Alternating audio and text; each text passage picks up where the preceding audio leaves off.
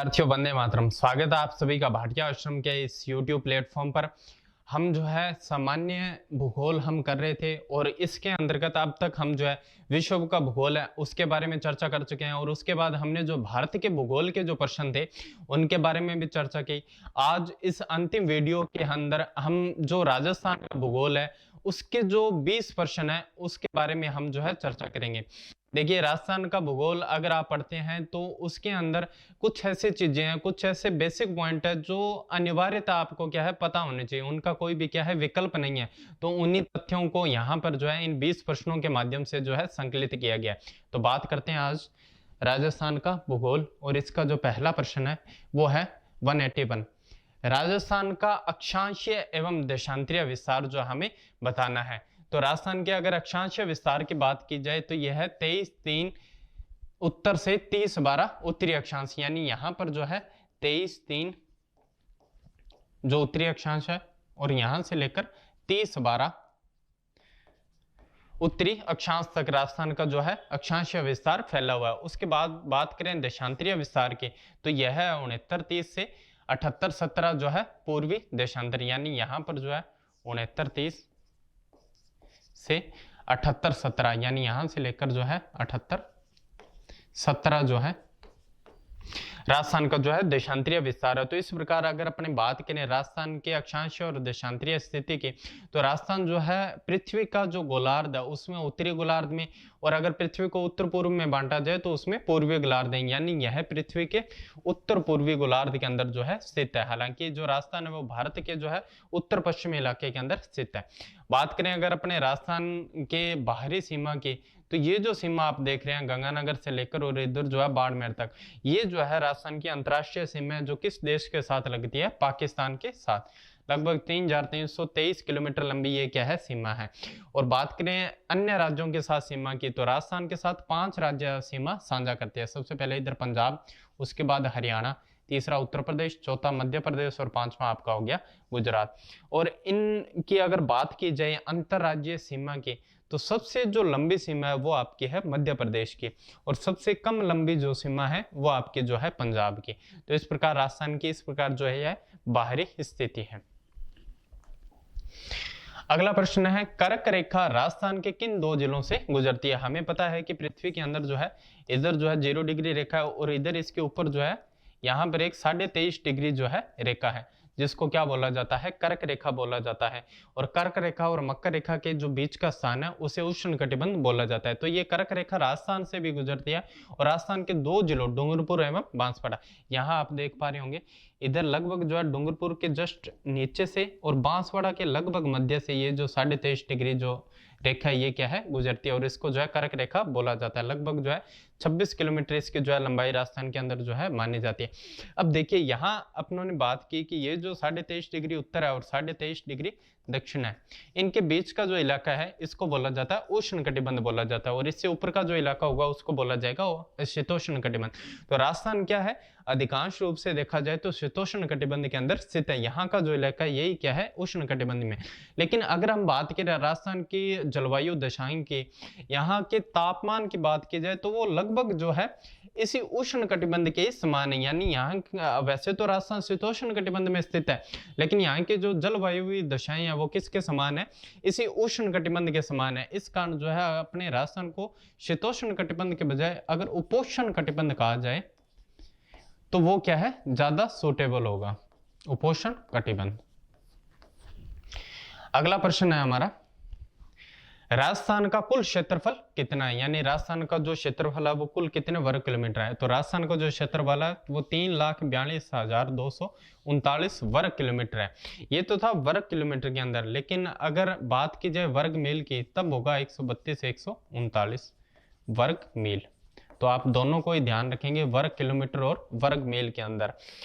राजस्थान जो है भारत का सबसे बड़ा राज्य ये हम सभी जो है जानते हैं क्योंकि वर्ष 2000 के अंदर यानी वर्ष 2000 तक जो है एमपी भारत का सबसे बड़ा राज्य था, लेकिन वर्ष 2000 में मध्य प्रदेश से जो है छत्तीसगढ़ जो राज्य है उसका क्या हो गया अलग जो है निर्माण हो गया। और उसके बाद जो है यानी वर्ष 2000 के बाद से जो राजस्थान क्या है भारत का सबसे बड़ा जो है राज्य है। इसका जो कुल क्षेत्रफल है वो भारत के कुल क्षेत्रफल का 10.41% जो है, यानी कि अगर अपने बात करें भारत के क्षेत्रफल की तो उसका लगभग जो 10% हिस्सा है वो केवल और केवल राजस्थान राज्य के अंदर ही पाया जाता है। और इस प्रकार जो है ये भारत का सबसे बड़ा राज्य भी क्षेत्रफल के अनुसार माना जाता है।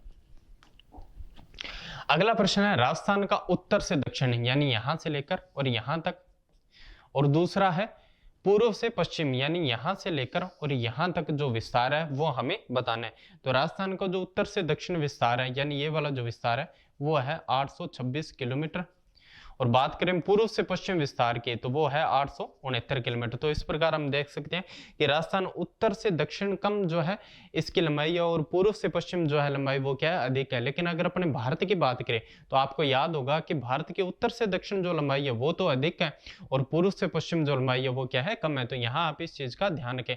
और जहां ये दोनों जो रेखाएं जो बीच में काटती है, एक तो उत्तर से दक्षिण वाले और पूर्व से पश्चिम वाले, ये नागौर के अंदर कोई लापोलाई नाम से गांव है, वहां पर जो है ये रेखाएं काटती है लापोलाई के अंदर।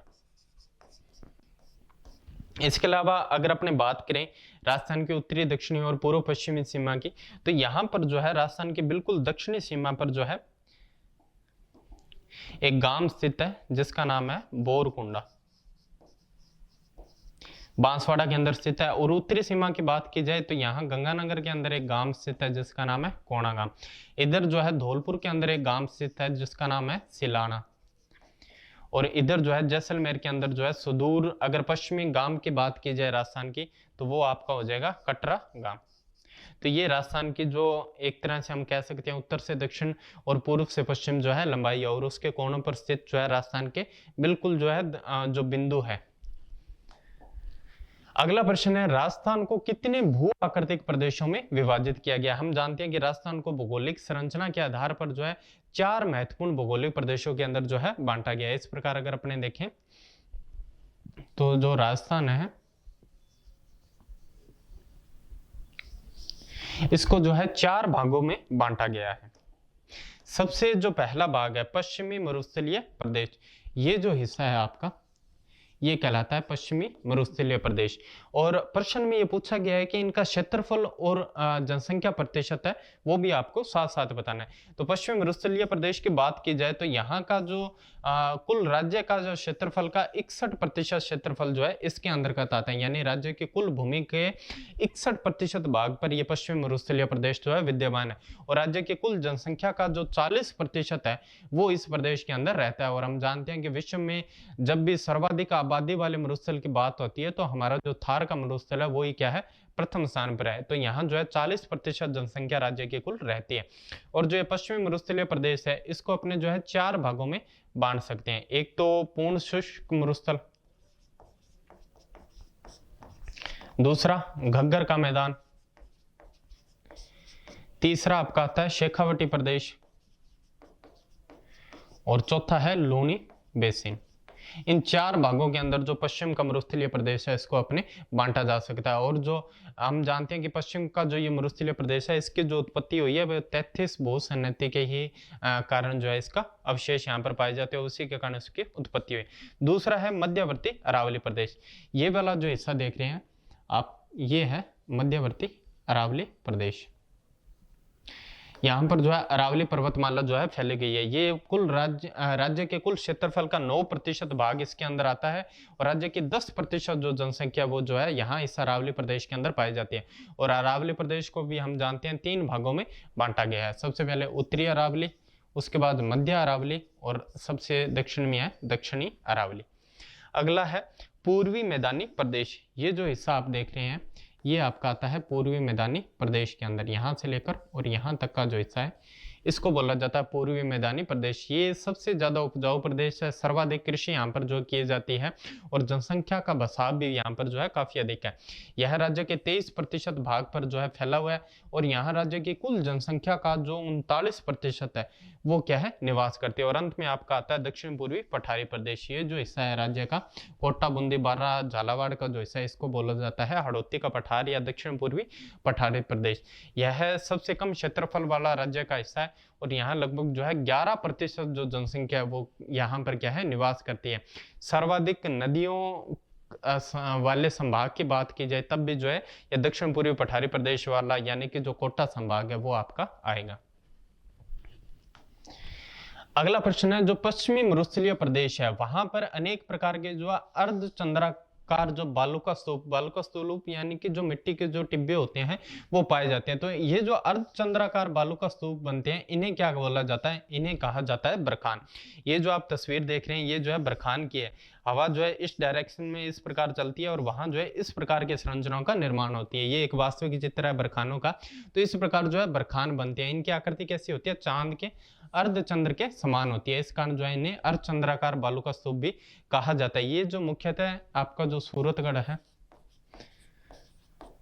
यहाँ पर जो है सर्वाधिक मात्रा में पाए जाते हैं। इसके अलावा पोखरण और इन क्षेत्रों में भी ये जो है मिल जाते हैं। तो ये आपके कहलाते हैं बरखान बालुका स्तूप। अगला प्रश्न है ऊंचाई के अनुसार घटते क्रम में राजस्थान के 4 सर्वोच्च पर्वत शिखरों के नाम लिखिए। राजस्थान में बहुत से पर्वत शिखर जो है पाए जाते हैं। तो उनमें अगर बात करें सर्वोच्च शिखरों की तो सबसे जो ऊंचा जो पर्वत शिखर है वो अपना है गुरु शिखर, जिसकी ऊंचाई जो है 1722 मीटर है। उत्तर का जो हिमालय पर्वत है और दक्षिण की जो पहाड़ियां हैं उन दोनों के बीच में अगर देखा जाए तो संपूर्ण भारतवर्ष में जो सबसे ऊंचा जो पर्वत शिखर है वो यही जो है गुरु शिखर पर्वत शिखर है। दूसरा है शेर, इसकी जो ऊंचाई है वो 1597 मीटर है। तीसरे नंबर पर आपका आता है दिलवाड़ा, इसकी जो ऊंचाई है वो 1442 मीटर है। ये जो तीनों ही पर्वत शिखर है ये आपके कौन से जिले के अंदर स्थित है, सिरोही के अंदर स्थित है। और जो जरग्गा जो पर्वत है जिसकी ऊंचाई जो 1431 मीटर है ये जो है उदयपुर के अंदर स्थित है। इसके अलावा कुंभलगढ़, अचलगढ़ और भी जो है बहुत सारे शिखर राजस्थान के अंदर जो है पाए जाते हैं।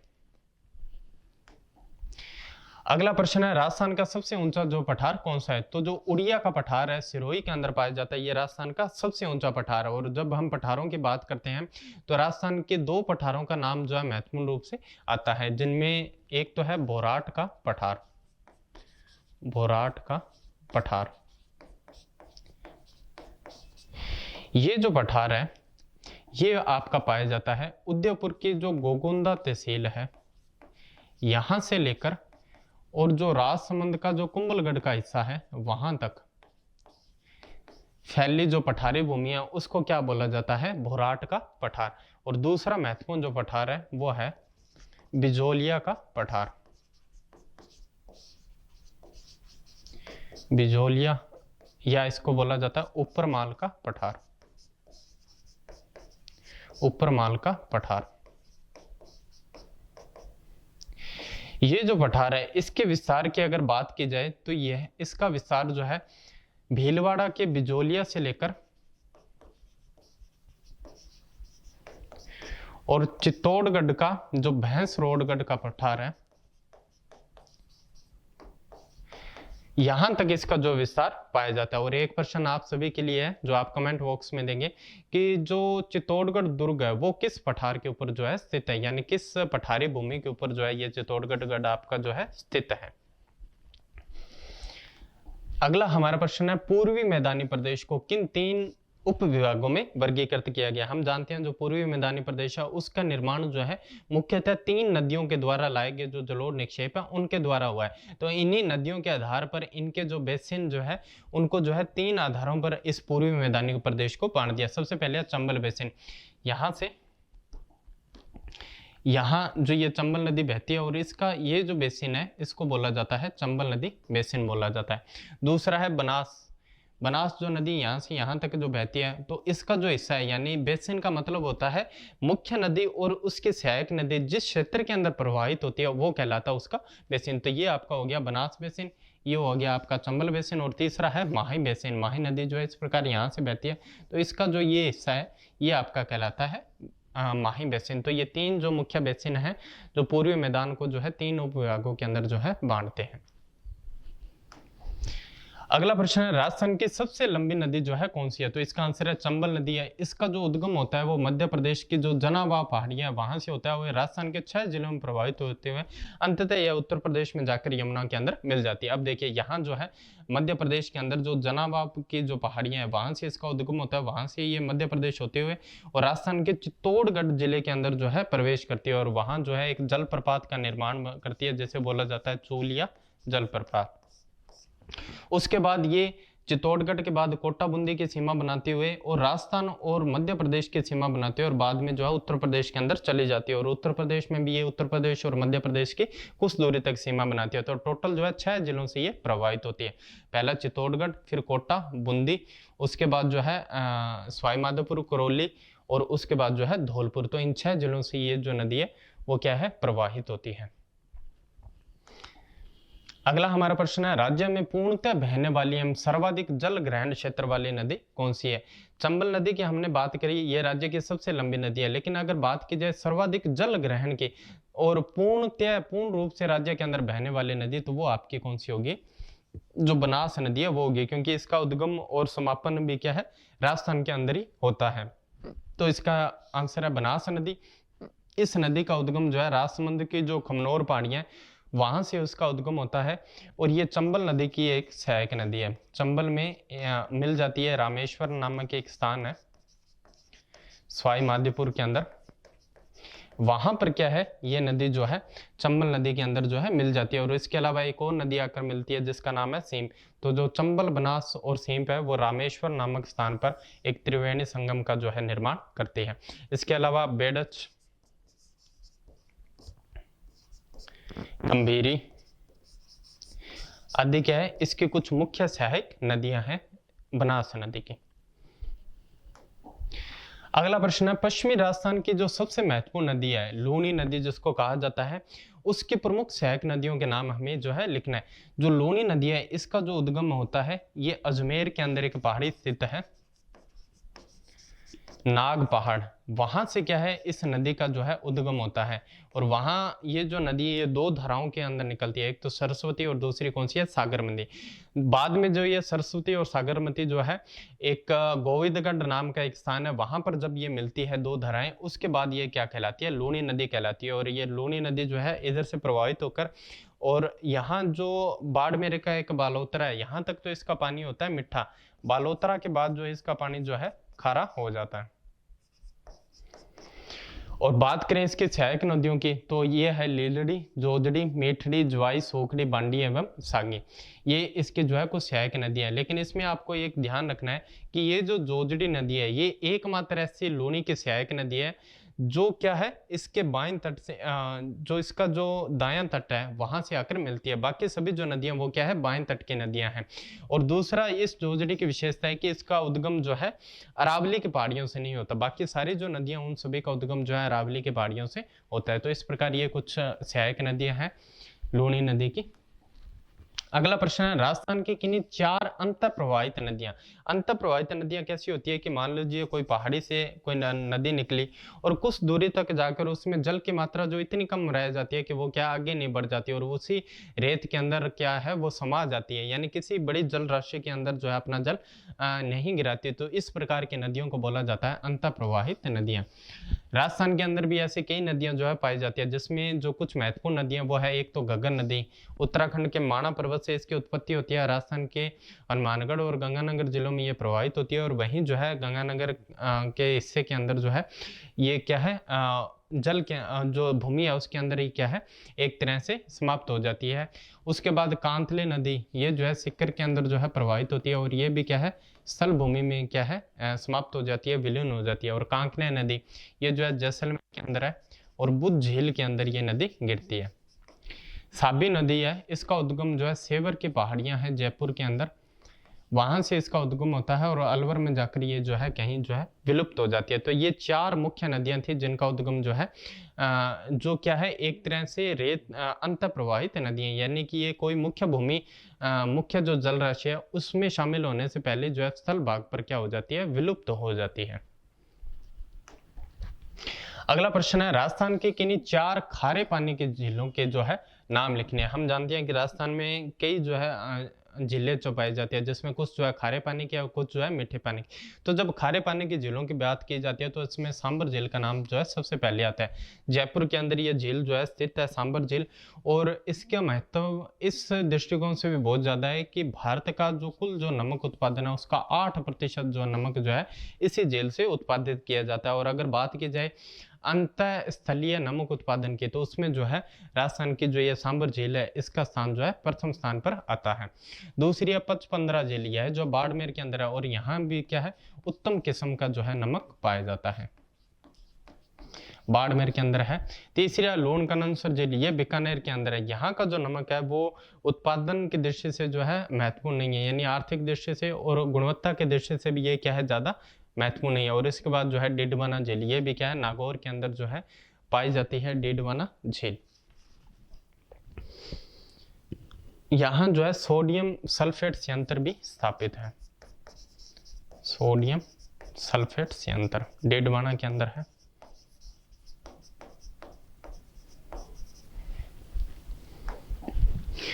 अगला प्रश्न है उदयपुर के किन्हीं 3 प्रमुख जिलों के नाम लिखिए। हम जानते हैं कि उदयपुर को जो है झीलों की नगरी जो है कहा जाता है। बहुत सारे जिले यहाँ पर जो है प्राकृतिक रूप से भी पाई गई है और यहाँ के जो राजा महाराजा थे, जो महाराणा थे, उन्होंने भी यहाँ पर जो है बहुत सी झीलों का निर्माण किया था। तो इस कारण जो है ये झीलों की नगरी जो है कहा जाता है। यहाँ की जो झीलें वो जैसमंद या डेबर झील, जिसका निर्माण जो है महाराणा जैस यानी 1685 से 91 के आसपास जो है करवाया था, गोमती नदी पर बांध बनाकर।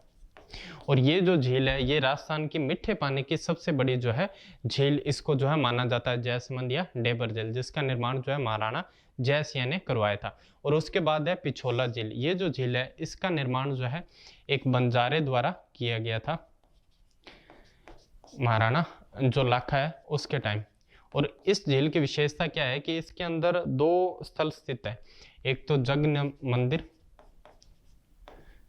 और दूसरा है जग निवास महल। जग मंदिर और जग निवास महल जो है इसी पिछोला झील के अंदर स्थित है। और तीसरी आपकी आती है फतेह सागर झील। इसकी प्रमुख विशेषता ये है कि यहाँ मास्ट नामक एक जो है टेलीस्कोप जो है स्थापित किया गया है। तो ये राजस्थान के जो है उदयपुर जिले की प्रमुख 3 झीलें थी और ये सभी क्या है मीठे पानी की झीलें हैं। अगला प्रश्न है राजस्थान में सर्वाधिक वर्षा किस स्थान पर होती है। तो जो राजस्थान का जो माउंट आबू जो हिस्सा है वहां पर सर्वाधिक वर्षा होती है।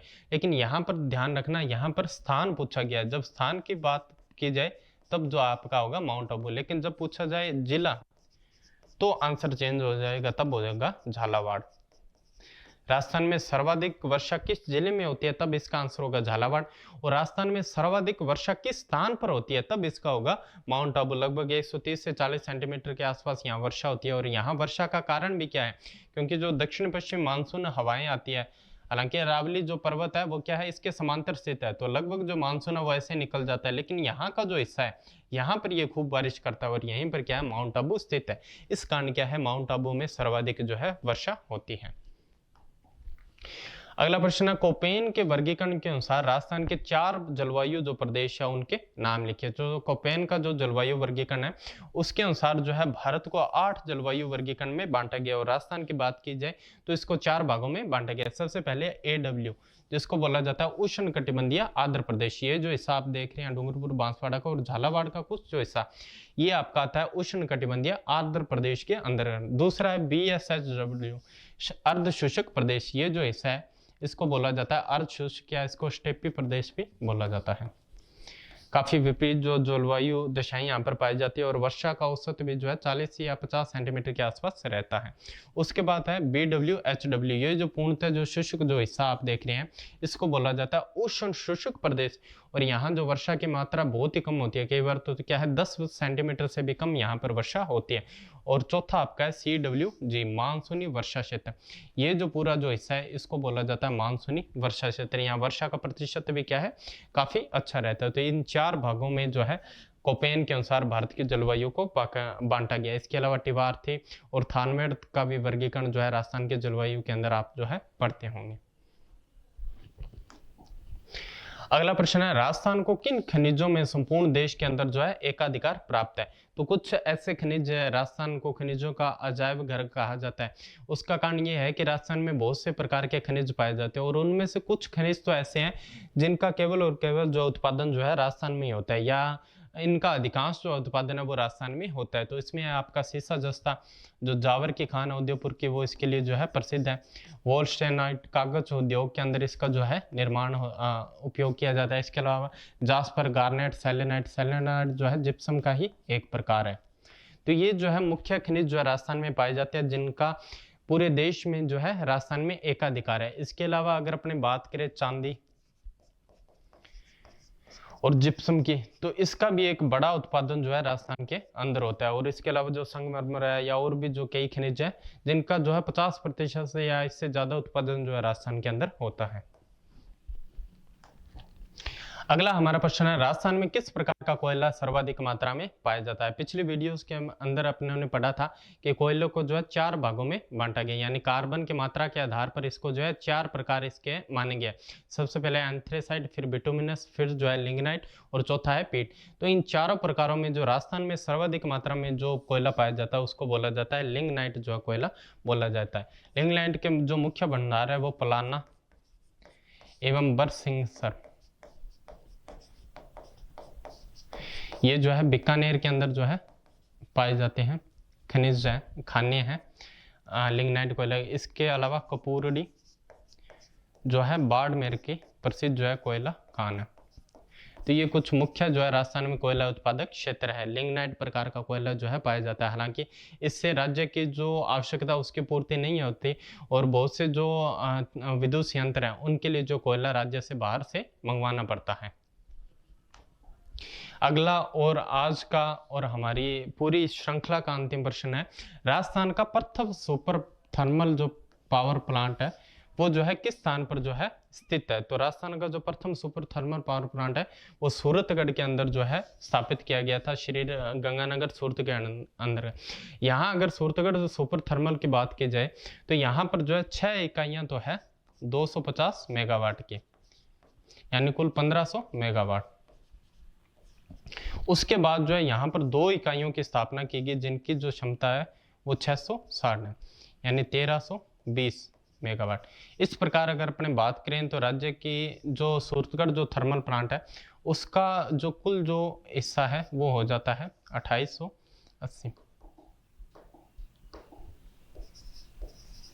2820 मेगावाट।